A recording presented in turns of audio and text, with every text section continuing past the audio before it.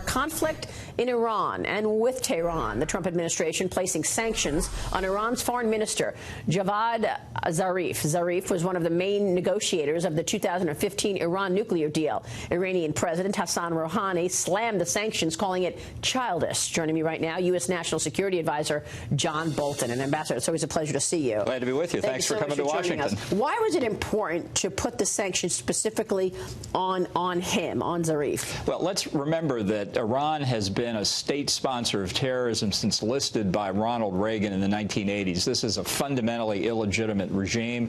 Zarif is the mouthpiece of the regime. He's really Iran's equivalent of P.T. Barnum. You know, there's a sucker born every minute, and he's found suckers in the United States and Europe. He got him to agree to the 2015 Iran nuclear deal.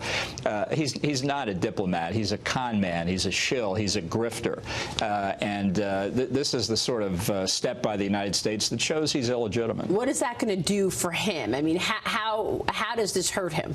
Well, I think the idea that he's a serious interlocutor with the United States is just false. The real decision maker in Iran is the Ayatollah Khamenei. They call him the supreme leader. That's a good title to keep in mind. Zarif is just a mouthpiece. I mean, for those who are concerned about Javad Zarif in this step, they ought to consider a recent Reuters story from mid-June. Reputable news agency. You've got it in your hand. Read the headline. Iran's top diplomat says his country executes gay people because of moral principles. That's our man, Javad Zarif. Moral principles. Unbelievable that they execute people just whenever they want to do and whenever they want to do it. He defends it with a straight face. So when he tells us they're complying with the Iran nuclear deal, take it for what it's worth. So the president pulled out of that deal. Who's going to pull out next? Do you think Iran is going to just blow it off? It says that it's been enriching uranium anyway.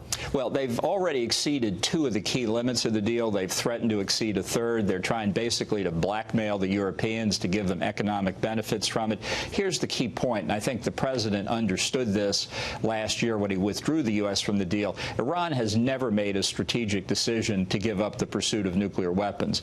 They could do it clandestinely. They could do it with North Korea. They could do it a lot of different ways. This deal was utterly inadequate.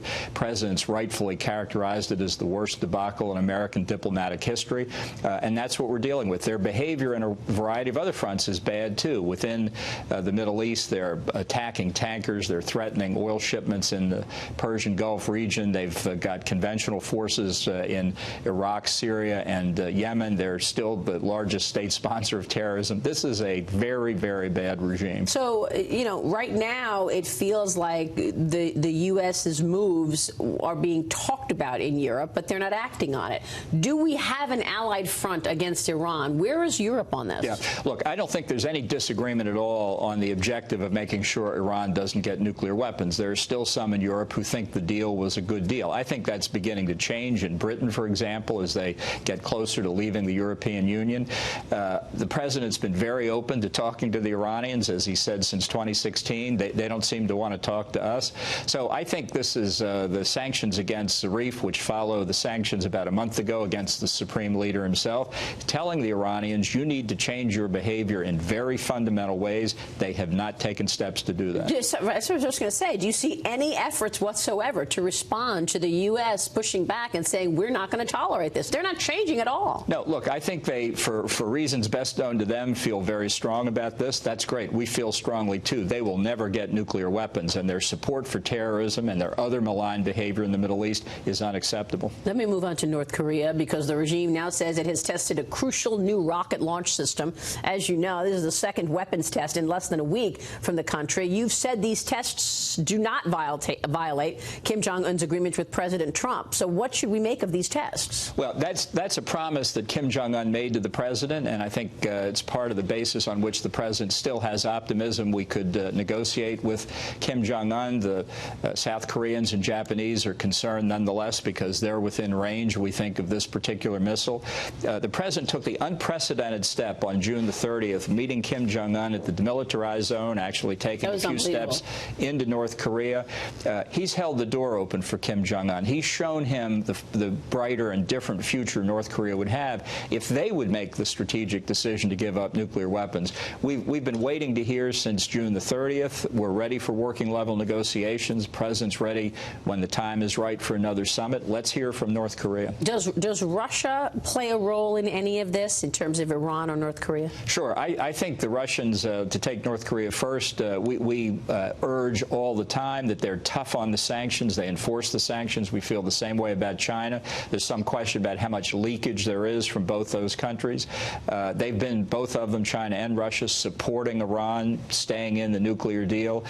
We think Iran has gotten help from both of them over the years, and obviously China is a huge customer for Iranian oil. Exactly. Yeah. All right. Let me turn to election security. As we approach 2020, Senate Majority Leader Mitch McConnell under fire for blocking 2 Democratic-backed election security bills. Election security set to be a major topic ahead of 2020. What's your take on this? Look, both Senator McConnell and President Trump are absolutely committed to making sure that American elections have integrity and are not being manipulated by outside foreign forces. There are 2 critical questions here. One is, what is the responsibility for state and local governments versus the federal government? And I think Mitch McConnell is reflecting the view of state and local officials all over the country. They're on top of this situation. The federal government's there to help. But second, what are we doing to make sure that there isn't foreign interference, whether it's in vote counting or trying to interfere in shaping public opinion?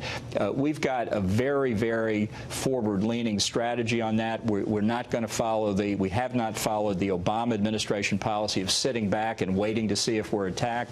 Last year, we changed the rules on how to permit offensive cyber operations. We got it in place in time to take such operations in connection with the 2018 election. If any foreign government thinks they're going to interfere, they're going to see counteraction by the United States. And the purpose of that is not to have conflict in cyberspace. The purpose is to create structures of deterrence so that Russia, China, North Korea, Iran, anybody else don't even think about attacking us. What do you think the president's biggest threat is today for this country? Well, I think he believes the proliferation of nuclear weapons and other weapons of mass destruction really is the most important thing. That's why he focuses on North Korea and Iran. That's why he's eager to talk about arms control, and now not just with Russia, but with China, too, which has a large and growing nuclear capability. And to a lesser extent?